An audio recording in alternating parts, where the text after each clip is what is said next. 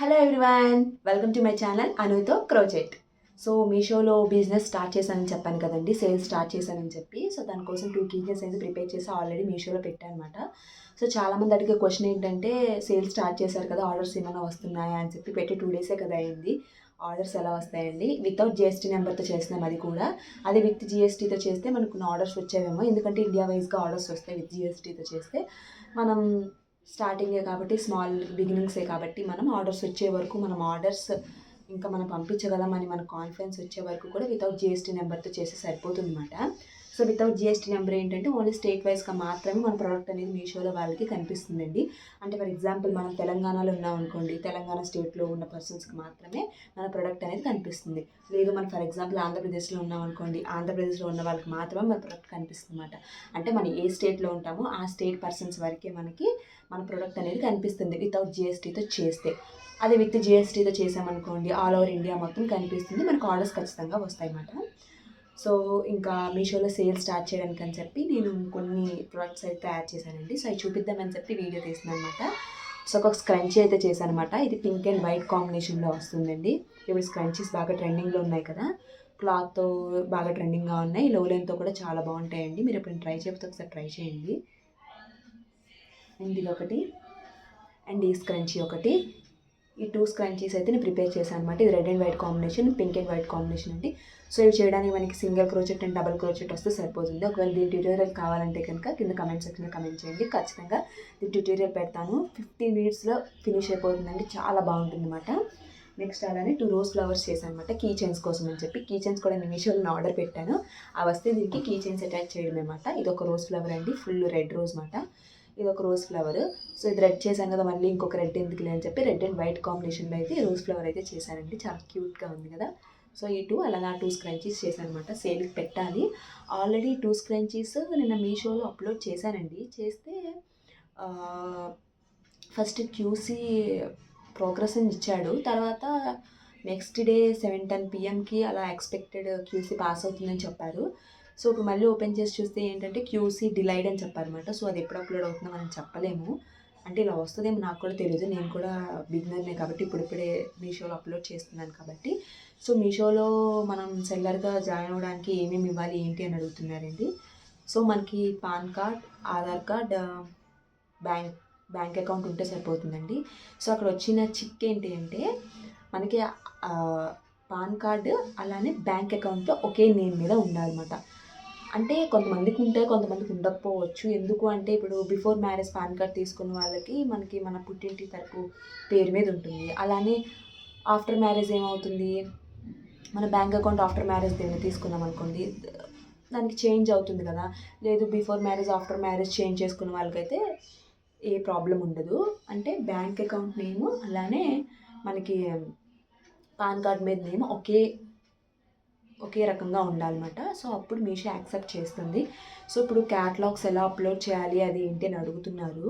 So Meesho seller హబ్లో join అయిన తర్వాత మనకి ఆర్డర్స్, ఇన్వెంటరీ అని రకరకాల ఆప్షన్స్ ఉంటాయన్నమాట. సో వాటిలోకి వెళ్తే మనకి ఒకదాని తర్వాత ఒకటి ప్రాసెస్ మనకు అర్థమైపోతుందండి. అది ఒకరు చెప్తే అర్థమవుతుంది, ఒకదాని ప్రాసెస్ అర్థమైపోతుంది అనమాట. అంటే ఫస్ట్ క్యాటలాగ్స్ అప్లోడ్ చేయమంటాడు. దగ్గర మనం 5 క్యాటలాగ్స్ వరకు అప్లోడ్ చేయొచ్చండి. అంటే జూమింగ్ పిక్ ఒకటి, కొంచెం దూరం నుంచి ఏదైనా లేదు మన స్టైల్ చేసుకున్నది, అలాంటివి ఏమైనా అప్లోడ్ చేయొచ్చు. ఒక 5 పిక్స్ వరకు వాడైతే పర్మిషన్ ఇస్తాడు. ఇంకా అలానే తర్వాత మీ దగ్గర ఉన్న స్టాక్ ఎంత, మీ ప్రోడక్ట్ దేంతో తయారైంది, మీ ప్రోడక్ట్ లెంత్ ఎంత, మీ ప్రోడక్ట్ విత్ ఎంత, దీన్ని దేనికి వాడతారు, అందులో ఆప్షన్స్ ఉంటాయన్నమాట. ఇది ఉమెన్ ఫ్యాషనా, మెన్ ఫ్యాషనా, లేదంటే క్లాత్సా ఏంటి అని చెప్పి అడుగుతారు అనమాట. అప్పుడు మనం దేనికి వాడతాము, ఏ అకేషన్లో వాడతాము, క్యాజువల్గా వాడతామా, ఎథ్నిక్ వాడతామా, ఏ అకేషన్లో వాడతామా అన్నీ కూడా అడుగుతారు అనమాట. మనం ఒకదాని తర్వాత ఫిల్ చేసుకుంటూ వెళ్ళిపోతే మనకి సరిపోతుందండి. సో మొత్తం అయిపోయిన తర్వాత మళ్ళీ మీషో సెల్లర్ హబ్కి ఎలా వెళ్ళాలి అని అడుగుతున్నారు. లేదు మీషో సెల్లర్ హబ్ నుంచి నార్మల్ మీషో యాప్కి ఎలా వెళ్ళాలని కూడా అడుగుతున్నారు. మనకి ప్రొఫైల్లోకి వెళ్తే సప్లయర్ హబ్కి కొనసాగించండి అని చెప్పి ఒక ఆప్షన్ ఉంటుందండి పైన. అది దాని మీద క్లిక్ చేస్తే మనం ఈజీగా వెళ్ళిపోవచ్చు అనమాట. అది మనకు ఆటోమేటిక్ ప్రాసెస్ అర్థమైపోతుందండి, పెద్ద కష్టమేం కాదన్నమాట. అది నేను చాలా వీడియోస్ చాలా కష్టమేమో, ఎలా జాయిన్ అవ్వాలి ఏంటి అనుకున్నాను, కానీ చాలా ఈజీగానే ఉందండి ప్రాసెస్. మనం ఒక్కసారి అంటే దాంట్లోకి వెళ్ళామంటే ఒకదాని తర్వాత ఒకటి మనకు అర్థమైపోతుందండి. సో చూద్దాం. అంటే ఒకరికి 1 అవర్‌కి ఆర్డర్ రావచ్చంట, ఒకరికి 1 డేకే రావచ్చంట, ఒకరికి 2-3 మంత్స్ తర్వాత రావచ్చంట. ఇలా రకరకాలుగా ఉంది. సరే చూద్దాం. మన ప్రయత్నం అంటూ చేశాం కదా! తర్వాత ఇంకా దేవుడి దయ, మీ బ్లెస్సింగ్స్. ఆర్డర్స్ వస్తే హ్యాపీ. లేదు అంటే చూద్దాం. సో అదండి. సో అంటే కీ చైన్స్ చేశాను కదా మొన్న. ఇవి ఎంత కాస్ట్ పెట్టొచ్చంటారు? Rose flowers. నేనైతే ఒక 40 రూపీస్ అనుకుంటున్నాను. సో మనం మీకు ఒకటి చెప్పాలండి. మనం ఎంత తక్కువ కాస్ట్ పెట్టినా సరే మనం మీషోలో వెళ్ళిన తర్వాత వాళ్ళేంటంటే షిప్పింగ్ ఛార్జెస్ కూడా అందులోనే ఇంక్లూడ్ చేస్తున్నారనమాట. ఇప్పుడు అమెజాన్, ఫ్లిప్‌కార్ట్ అనుకోండి, మనకి షిప్పింగ్ ఛార్జెస్ ఏంటంటే విడిగా చూపిస్తారు. షిప్పింగ్ ఛార్జ్ ఇంత, షిప్పింగ్ ఛార్జ్ ఇంత అని చెప్పి.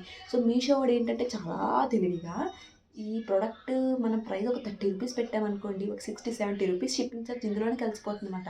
అప్పుడు ఈ ప్రోడక్ట్ ప్రైస్ ఎంత అవుతుందండి? 100 రూపీస్ అవుతుంది. సో మనం పెట్టిన 30 వాడు షిప్పింగ్ ఛార్జెస్ ఇంక్లూడ్ చేసి 100 రూపీస్ పెడతాడనమాట ఈ ప్రోడక్ట్. సో ఇంక మనం ఎంత తక్కువ పెడితే అది సేల్ అయితే నాకైతే అర్థం కావట్లేదు అనమాట. నాకైతే దిమ్మ తిరిగిపోయింది. నేను 30 రూపీస్ మొన్న పెట్టిన కీ చైన్ 60 రూపీస్ పెట్టాను కదా రెండు. 60 + 70 110 సమ్ ఛార్జెస్ 150నో 170నో ప్రైస్ చూపిస్తుందండి మీషోలో. సో మనం పెట్టింది చాలా లోయెస్ట్ ప్రైస్ అనమాట. మనకు ఆర్డర్స్ రావడం ముఖ్యం కానీ ఇప్పుడు పెద్ద ప్రాఫిట్ ఆశించకూడదని చెప్పి నేను చాలా తక్కువ ప్రైస్ పెట్టాను. వాడేంటంటే షిప్పింగ్ ఛార్జెస్ కూడా ఇంక్లూడ్ చేసి దాన్ని ఆ ప్రైస్ చాలా పెంచాడనమాట. సో ఇదొకటి చూసుకోవాలి. మనం ఎంత తక్కువ ప్రైస్ పెట్టినా సరే వాడు షిప్పింగ్ ఛార్జెస్ కూడా అందులో ఇంక్లూడ్ చేయడం వల్ల మనకైతే చాలా ప్రైస్ చూపిస్తుందండి. సో మనకే కాదు, ఇంకా మీషోలో సేల్ చేసే ఎవరికైనా సరే ఆ ప్రైజే ఉంటుంది కాబట్టి పెద్ద ఇబ్బంది ఏమి ఉండదు. సో మనం పెట్టిన ప్రైస్ ఏంటంటే పక్కోడి కంటే ₹1 తక్కువ ఉన్నా సరే కొంచెం కస్టమర్స్ అట్రాక్ట్ అవ్వడానికి బాగుంటుంది కదా అన్న రీజన్తో. ఇప్పుడు 100 రూపీస్ పెట్టారనుకోండి వేరే వాళ్ళు, మనం 99 రూపీసే పెడదాం. 1 రూపీతో మనం ఏం ప్రాఫిట్స్ ఏం సంపాదించాం కదా. సో మన ప్రోడక్ట్ సేల్ అవుతుంది, మనకు ఒక ఆర్డర్ వచ్చినట్టు ఉంటుంది, మనం కూడా హ్యాపీగా ఫీల్ అవుతాం కదా. సరే చూద్దాం. సో మీషో సేల్ స్టార్ట్ చేయడానికి మీకు ఏమైనా డౌట్స్ ఉంటే కనుక కింద కమెంట్ సెక్షన్లో అడగండి, నేను చెప్తాను. ఓకేనా? అదండి ఈ వీడియో. ఇవి చూపిద్దామని చెప్పి వీడియో చేశాను అనమాట. సో మీషో గురించి కొంతమంది అడిగారు కాబట్టి అది కూడా ఈ వీడియోలో చెప్పాను. ఇంకేమైనా డౌట్స్ ఉంటే కనుక కింద కమెంట్ సెక్షన్లో అడగండి, క్లారిఫై చేస్తాను. కుదిరితే అక్కడే మీకు ఆన్సర్స్ చెప్తాను, లేదంటే ఒక చిన్న వీడియో చేసి కూడా పెడతాను. ఓకేనా? Bye bye. ఈ వీడియో కనుక మీకు నచ్చితే తప్పకుండా సబ్స్క్రైబ్ చేసుకోండి, లైక్ చేయండి, అలానే షేర్ చేయండి. Bye bye.